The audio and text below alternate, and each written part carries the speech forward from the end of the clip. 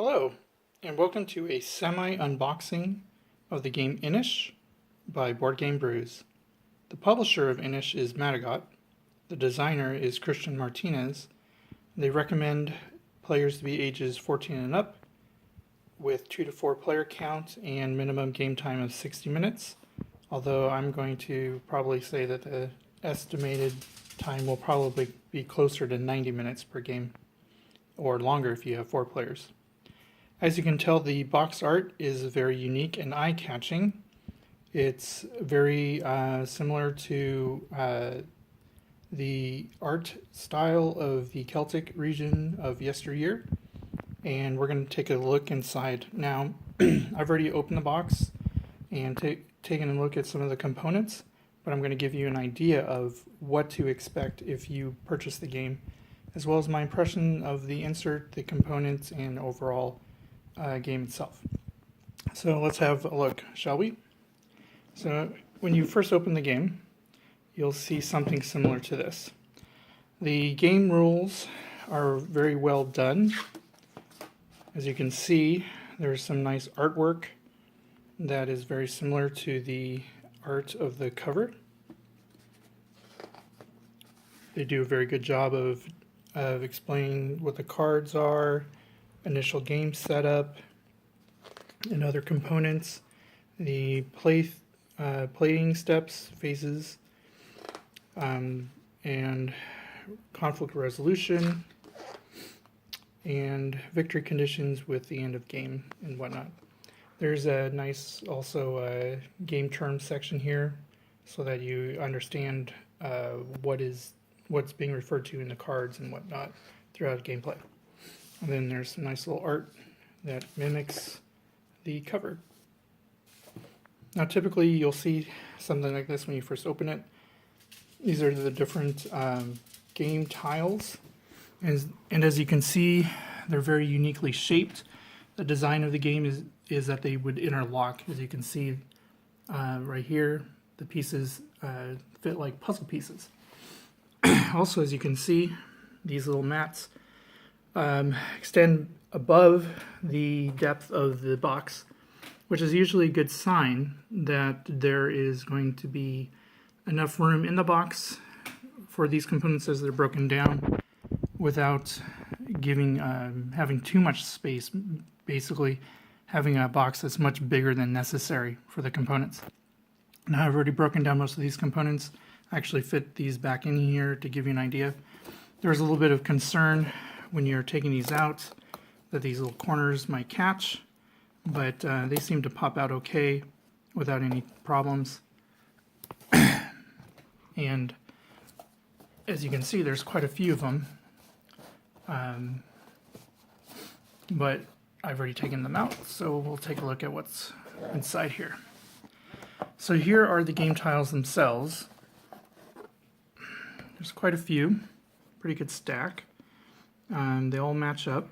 There's a nice little print of a tile on the bottom here. They don't quite match up exactly. It looks like this is actually a mirror image, because as you can see, the actual cut more closely matches with this side, but the back image is on that side. But the purpose of basically saying insert game tiles here is served, and they all fit in there nicely, nice and snugly, a little bit of wiggle room. They don't look like they're going to get damaged, which is my concern, because as you can see, the uniqueness of these pieces have these little sharp edges and corners, and they're supposed to be hidden. You're not supposed to know what tile you're drawing, and there might be some concern that everyone will realize that the hills are the ones with the broken corner or bent corner. Hopefully that won't become a long-term issue with this game. And as you can also see, they did give you a lot of space here, so if there are any expansions in the future, they will be able to fit in the box without any problems. Also wanted to note that not only do they have nice graphic art on the outside of the box, but they kind of you extend that into the inside as well. Now, here are the cards. The cards came in a cellophane pack, so there's no bag inside the box. They're very large cards, very well designed cards, graphically speaking.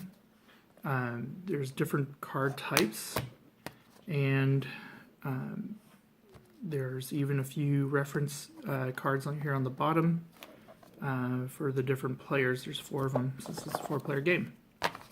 Now, my concern with these cards is if there's going to be a lot of heavy shuffling, there's not going to be any easily purchasable sleeves. As you can see here, they're much bigger than a typical card sleeve, so hopefully there won't be any damage to the cards over time.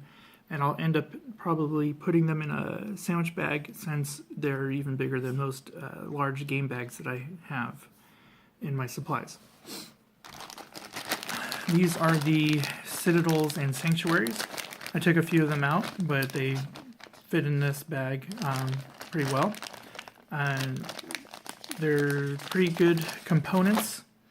As you can see, here is the larger Citadel. It looks like a smaller Citadel with additional areas and another layer of the wall. Here is the regular size Citadel, as you can see. I'll put it here. As you can see, the larger one is noticeably larger, but they look very similar.